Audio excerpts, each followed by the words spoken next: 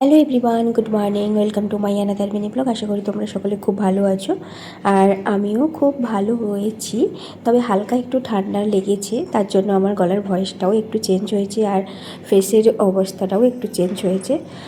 দেন আমি সকালে ঘুম থেকে উঠেই আজকে একটু ছোলা, বাদাম, আখরোট এইসব দিয়ে একটু মুড়ি খেলাম, তারপর আবার ব্রেকফাস্ট করব পরে। সকালে মুড়ি খাওয়ার জন্য মা একটু উনুনে আলু পুড়তে দিয়েছিল, তো এখানে আমি আলুটা মেখে রেখেছি। আর এই আলুটা একদমই শক্ত ছিল, তাই আর মাখাতে পারিনি, এটা রেখে দিয়েছি। তো আমাদের তিনজনের জন্য আলুটা মেখে রেখেছি, মুড়ি খাওয়া হবে। আজকে দুপুরে রান্না হবে ঝিঙে ভাজা। তবে ঝিঙে ভাজাটা সবার জন্য নয়, ঝিঙে ভাজাটা শুধু আমার জন্য, তবে এটা আমি রাতের জন্য বানাচ্ছি। আর এইদিকে ঝিঙে, বেগুন, কুন্দুলি দিয়ে সবার জন্য একটা তরকারি হচ্ছে।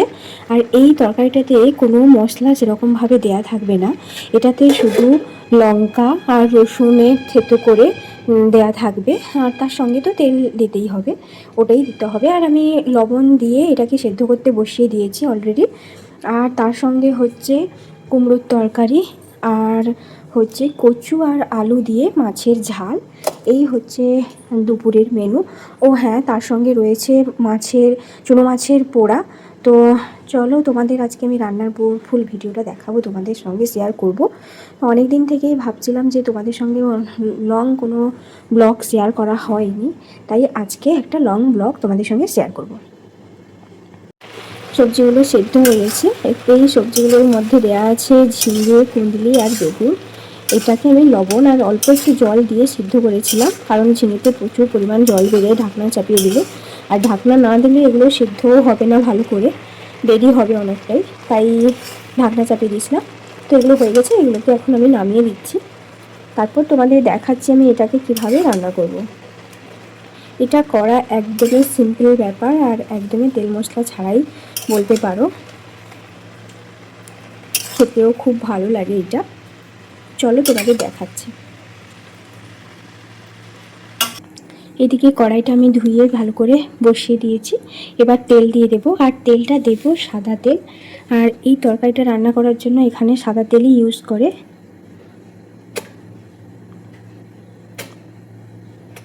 তেল জাস্ট এইটুকু দিলাম আমি।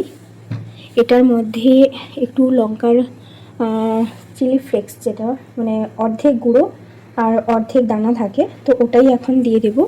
আর তারপরে দেব রসুনকে আমি থেতো করে রেখেছি, হামাদিস্তা। লঙ্কা দিয়ে দিচ্ছি।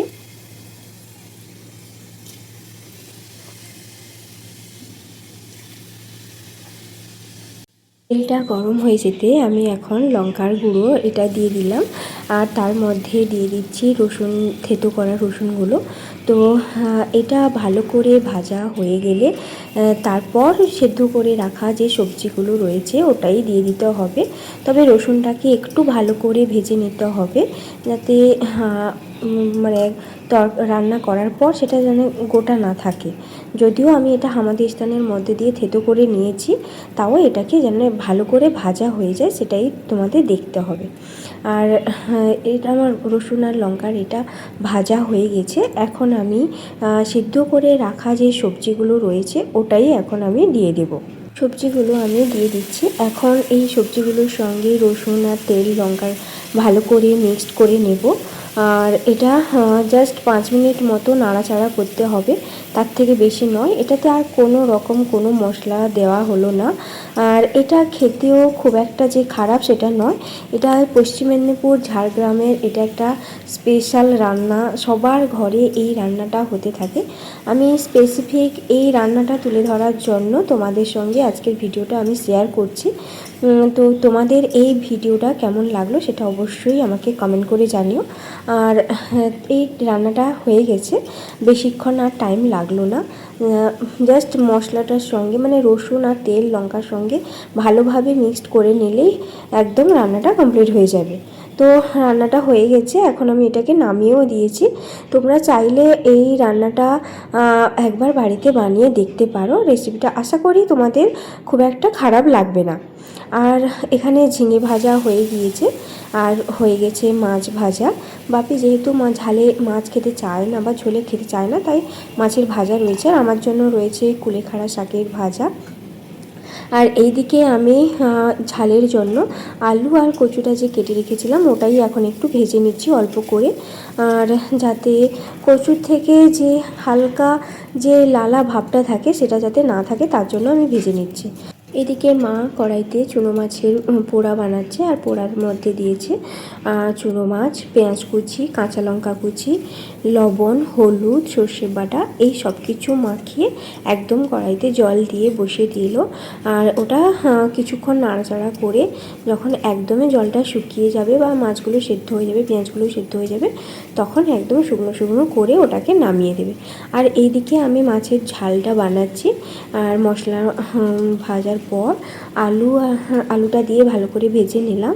পরে একদম শেষের দিকে আমি কচুগুলো দেবো আর মাছটা দেবো। তার আগে আমি মশলার সঙ্গে আলুটা ভেজে নিয়ে এখন আমি জলটা ঢেলে দিচ্ছি। আর ঝালটা আজকে একদমই পাতলা পাতলা থাকবে। এই পাতলা পাতলা ঝালটা খেতে সবারই খুব ভালো লাগে, ইনফ্যাক্ট আমারও খুব ভালো লাগে। এখন জল ঢেলে দিয়েছি, এখন কিছু সময়ের জন্য এটাকে ফুটতে দেব। দেন আমি একটু ঢাকনাও চাপিয়ে দেব যাতে ভালোভাবে আলুগুলো আরেকটু সেদ্ধ হয়ে যায়। তারপর আমি কচু আর ভেজে রাখা কচু আর মাছগুলো দেব, তারপর এটাকে নামিয়ে দেব। তো এটা এখন ফুটতে থাক। মাছের ঝালটা এদিকে রান্না করা হয়ে গিয়েছে, আর ওইদিকেই তোমাদের বললাম যে মাছের পোড়া সেটাও হয়ে গেছে। এই যে একদমই শুকনো শুকনো আর একদম ভাজা ভাজা টাইপের হয়েছে, এটা এরকমই হয়। তো আজকে রান্না কমপ্লিট। তো রান্না কমপ্লিট হয়ে যাওয়ার পর আমি স্নান করে এসে দুটো কলা আর দুটো খেজুর নিয়েছিলাম, আর তার সঙ্গে নিয়েছিলাম একটু মটর ভাজা। আর মটর ভাজাটা খেতে আমার খুব ভালো লাগে। তো এবার চলে যাব লাঞ্চ করতে। আর আজকে লাঞ্চে তো বলেই দিয়েছি আগে কী কী মেনু রয়েছে, তাও আবার বলছি। আমার কুলেখাড়া শাকের ভাজা, কুমড়োর তরকারি আর ওই মাছের পোড়া একটু নিয়েছিলাম।